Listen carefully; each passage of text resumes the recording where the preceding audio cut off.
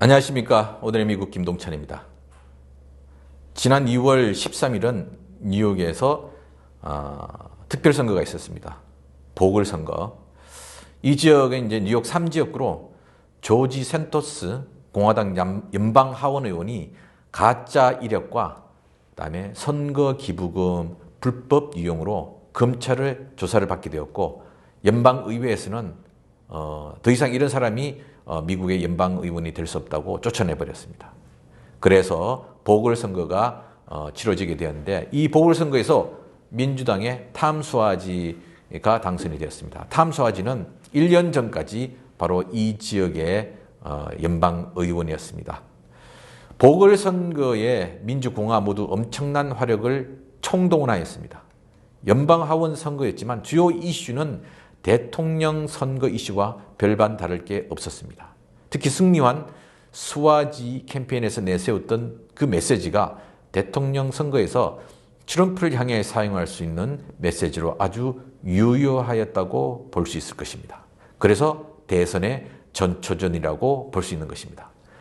뉴욕 제3지역구는 공화당이 장악하고 있는 네서 카운티와 민주당이 장악하고 있는 퀸즈 카운티를 동시에 포함하고 있습니다.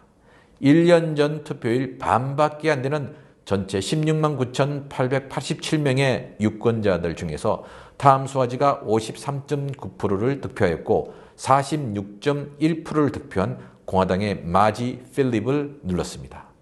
공화당 지역구인 롱아일랜드 네소 카운티에서 마지가 득표한 것은 47%, 수아지는 53%를 득표했고, 민주당 지역구인 퀸즈에서는 마지가 38%, 수아지가 62%를 득표했습니다.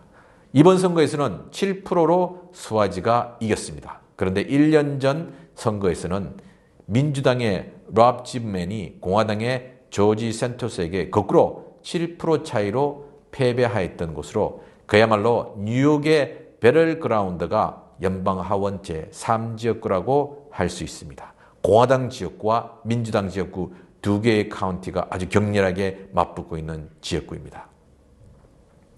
이번에 승리한 탐 수아지는 이탈리아계 이민 2세입니다.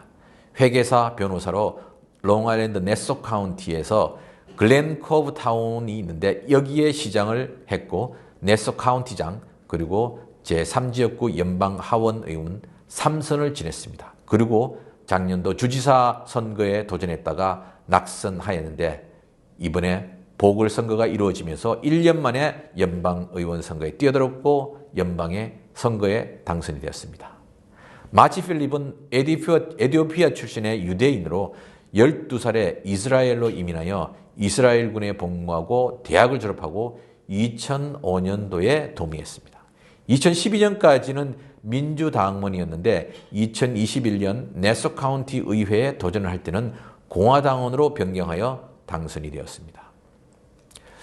이번 보궐선거에서 양당은 유권자 한 명당 전화만도 10번 이상 하였고, 유튜브를 볼 때마다 유권자들은 폭탄 광고를 보아야 했습니다. 공화당의 광고 내용은 국경을 넘는 난민들, 불법 이민자의 범죄 행위들, 무너지는 미국, 바이든 대통령의 실패한 이민정책, 그리고 뉴욕의 이민 단속관 아이스 요원들을 축출한 사람이 탐 수아지다라는 내용이었습니다. 반면에 탐 수아지는 국경 안보를 강화하고 불법 이민을 막아야 한다고 같이 주장했습니다. 그런데 공화당이 바로 이 국경 안보 강화 법안을 의회에서 반대하고 있다고 하면서 본인이 연방 의원으로 있을 때 함께 이 손잡고 이 국경 보안 예산 100억 달러를 만들고 그 대가로 임시 보호 처분, 보호 신분, TPS와 다카 수혜자를 구제를 초당적으로 합의하였던 내용들에 가지고 피러킹 의원과 함께 손잡고 있는 영상들을 내보냈습니다. 그러면서 진정한 이민의 문제, 이 난민의 문제를 해결하려는데 공화당은 1도 관심이 없고 이것으로 정쟁을 사묘를 한다라고 하였습니다. 그러면서 마지 후보는 낙태 반대와 총기 옹호론자라고 공격하였습니다. 뉴욕타임스의 데이비드 레온 하트, 이분은 탐 수아지가 1968년도 대통령 선거에서 케네디식 접근법을 사용한 것이 승리의 주 요인이라고 하였습니다. 그러면서 당시 범죄 이슈를 이야기하는 것이 자칫 인종차별을 옹호하는 분위기였는데 케네디는 범죄는 백인, 흑인 모두 우려하는 문제이고 자신은 그 범죄를 건절하기 위한 최고의 보안관이라고 하면서 범죄 문제를 정면 돌파하였던 것처럼 이번 수아지도 민주당의 약점인 이민 문제를 정면 돌파했다고 했습니다. 수아지는 최근 불법 이민의 급증을 용납할 수 없다고 하면서 오히려 공화당이 이 문제인 국경 안보를 강화하는 법안에 반대한다고 비난하면서 그들이 정치적 이익을 위해 위기가 계속 연장되기를 냉소적으로 바란다고 했습니다. 그리고 보통 범죄라고 하면 민주당의 약점이고 낙태는 민주당의 강점입니다. 이 모두에 대해서 공화당을 비판했습니다. 레온 하트는 대선의 전초전과 같았던 뉴욕 제3지역구 연방하원 선거에서 수아지가 승리할 수 있었던 것이 바로 이 메시지였다고 하면서 대선에서 바이든이 어떤 메시지를 사용할지 아마도 깨달았을 것이라고 하였습니다. 그러나 기후변화, 정상국가에 대한 희망을 잃은 중남미 난민들의 생존을 위한 남부 국경 행렬은 멈출 수가 없을 것입니다.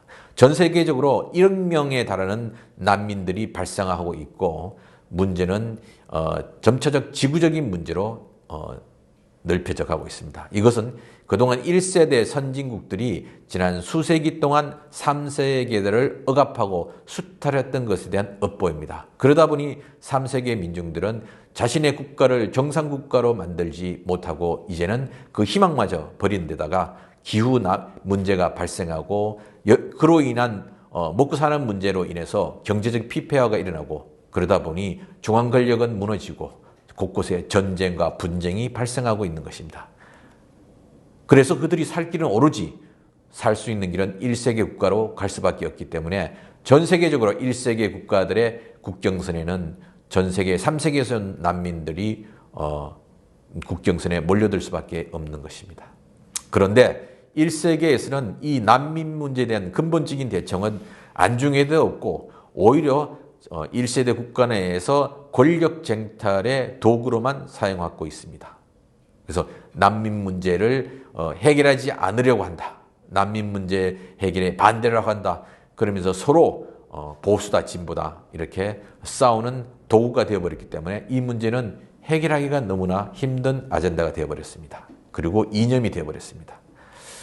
그렇기 때문에 아무리 바이든이 수아지처럼 이 문제를 들고 나온다 하더라도 트럼프 역시 이 바이든의 장군 전략에 대해서 멍군 전략을 들고 나올 것이 분명합니다.